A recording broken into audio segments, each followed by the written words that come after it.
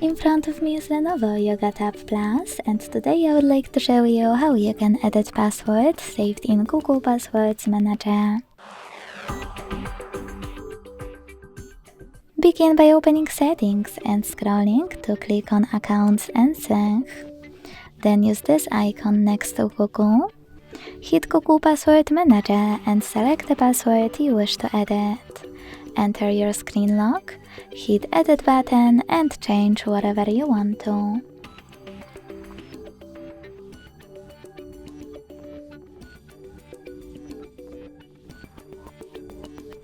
When you finish, hit Save at the top right corner.